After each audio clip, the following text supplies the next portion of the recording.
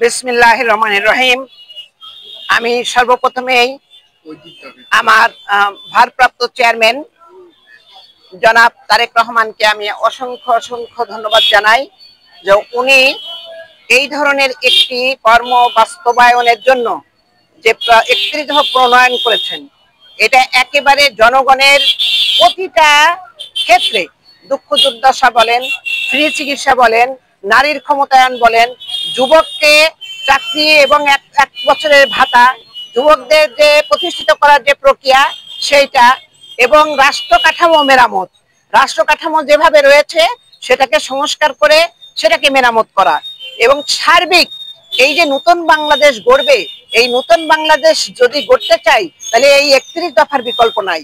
এই 31 দফা যে পড়বে এবং বুঝবে, উনি একমাত্র বুঝবে 31 দফার মধ্যে কি রয়ে গেছে।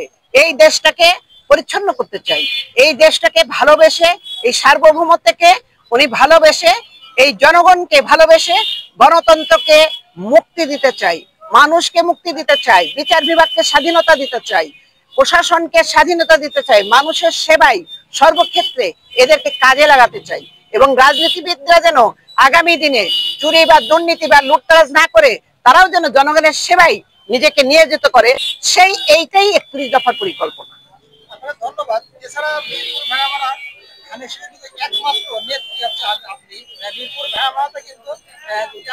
আমি যদি আমাকে দল মনোনয়ন দেন এবং আমি নারী হিসেবে এখানে যে 31 দফা এটা শতভাগ বাস্তবায়ন করব আমি। এবং আপনারা জানেন আমার ইমেজ সম্পর্কে, আমি দীর্ঘদিন এখানে দলের দায়িত্ব নিয়ে কাজ করছি। আমি এখানে অবশ্যই এই জনগণের সমস্যাগুলো আমি চিহ্নিত করেছি। আপনারা দেখেছেন নদী ভাঙনে কত অসহায় দুস্থ মানুষরা সেখানে একদম গৃহহীন হয়ে, তাদের খাবার নাই, তাদের টাকা পয়সা নাই, চিকিৎসা নাই, তাদের ব্যাপারেও আমি ডিসি সাহেবের কাছে দীর্ঘ সময় ধরে আমি মিটিং করেছি এবং তাদের জন্য কিছু কর্মকাণ্ড করার চেষ্টা করেছি। এছাড়াও আমি বিগত দিনে এখানে এই যে করোনার মধ্যে ব্যাপক কর্মসূচি করেছি। আমি প্রতিটা ইউনিয়নে আমি চাল, খাদ্যদ্রব্য, খাদ্য সামগ্রী পাঠিয়েছি। বিনা চিকিৎসায় আমি বিনা পয়সায় আমি চিকিৎসার ব্যবস্থা করেছি, এবং আপ্যান ঝড়ে মানুষকে টিন দিয়েছি, টিউবওয়েল দিয়েছি, এবং প্রত্যন্ত অঞ্চলে যেখানে বিশুদ্ধ পানি ছিল না বিশুদ্ধ পানির ব্যবস্থা করেছি। মসজিদ, মাদ্রাসা, ঈদগাহ, সকল ধর্মীয় প্রতিষ্ঠানে ছোটখাটো যে সমস্ত সমস্যা, গোসলখানা, অজুখানা, ছোটখাটো রাস্তা, এগুলো মেরামত করেছি, সংস্কারের ব্যবস্থা করেছি। এবং আপনারা জানেন যে কিছুদিন আগে এই পানের বরজে আগুন লেগে একটা সর্ববৃহৎ ক্ষতিগ্রস্ত হয়েছিল জনগণ। আমি তখন দেশে ছিলাম না, শোনার সঙ্গে সঙ্গে আমি 1 টন চাল এখান থেকে পাঠানোর ব্যবস্থা করেছিলাম। সবসময় আমি মানুষের পাশে আছি। এই ভেড়ামারা মিরপুরবাসী জানেন যে আমি মানুষের বিপদে আপদে যারা আমার সাথে যখন যোগাযোগ করেছে আমি ইনশাল্লাহ তাদের পাশে দাঁড়িয়েছি। এটাই আমি মনে করি মানুষ আমাকে সাড়া দিচ্ছে। আমি একজন কর্মী বান্ধব নেতা, প্রত্যেকে আমার কাছে আসেন, এবং আমার কোনো দলমত নির্বিশেষে আমার কোনো গ্রুপ নাই, আমি সবার জন্যই আমি সমানভাবে কাজ করি। আপনারা ডকুমেন্টস সাথেও সামাজিক ইয়েতে দেখবেন, এবং এমন কোনো কর্মসূচি নেই কেন্দ্র ঘোষিত।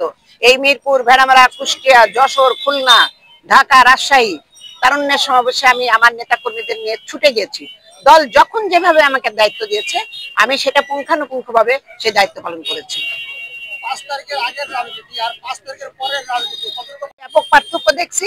5 তারিখের আগে যে সমস্ত নেতাদেরকে ডেকে আমি পাই নাই, অনেকে অনেক উছিলায় বলেছে, কেউ অসুস্থ, কেউ বলেছে আমি এখন এই মুহূর্তে আমার সমস্যা আছে, নানাবিধ কাহিনী, তারা কিন্তু এখন আমার অনেক আগে, এবং অনেকেই বিভিন্নভাবে সবাই পার করেছে। কিন্তু আমি কিন্তু সম্মুখ যোদ্ধা, আমি কিন্তু দলের সম্মুখ যোদ্ধা, আমি কিন্তু কখনোই পিছপা হইনি। এবং পুলিশের যে নির্যাতন, আমাকে লিফলেট বিতরণ 23 সালে আমি এই 31 দফা বিতরণ করেছি, আপনারা সোশ্যাল মিডিয়াতে দেখবেন 23 সালে, এবং এই লিফলেট বিতরণ আমি 23 সাল থেকে একইভাবে করে যাচ্ছি প্রতিটা ঘরে ঘরে। এবং আপনারা জানেন যে এই 23 সালের মধ্যেই আমি এই লিফলেটটা পড়ে আমার কাছে মনে হয়েছে নতুন বাংলাদেশ যে গড়বে তার প্রতিটা পদক্ষেপ এখানে আছে। এইটা যদি আমি জনগণকে ঠিক মতো বোঝাতে পারি, মানুষের মাথায় ঢুকাতে পারি, নারী যুবক সকল শ্রেণী মানুষ, তাহলে অবশ্যই ধানের শীষের কোনো বিকল্প নাই। যে এখানে ধানের শীষের প্রতীক নিয়ে আসবে, আমি একজন প্রত্যাশী, অবশ্যই আমি শতভাগ আশা করি। আমি দলের দুদিনে কাজ করেছি, দলের প্রতিটা প্রোগ্রাম আমি কোনোদিন মিস করিনি, আমি কোনোদিন ফাঁকি দিইনি, আমার নিজের পরিবারকে ফাঁকি দিয়েছি, দলকে কোনোদিন ফাঁকি দিইনি। অতএব আমি অবশ্যই শতভাগ আমি আশা করি দল আমাকে মনোনয়ন দেবেন। তথাপিও এর যদি কিছু ব্যতিক্রম হয়, আমি সবার কাছে আমি বলবো, আপনারা ধানের শীষকে ভোট দিয়ে আসুন, একসাথে আমরা ধানের শীষের কান্ডারি, আমরা ধানের শীষকে বিজয়ী করব, এই প্রত্যয় নিয়ে আমি রাজনীতি করছি। ধন্যবাদ জানাই, আপনারা অনেকক্ষণ কষ্ট করেছেন, অসংখ্য ধন্যবাদ আপনাদের। আসসালামু আলাইকুম।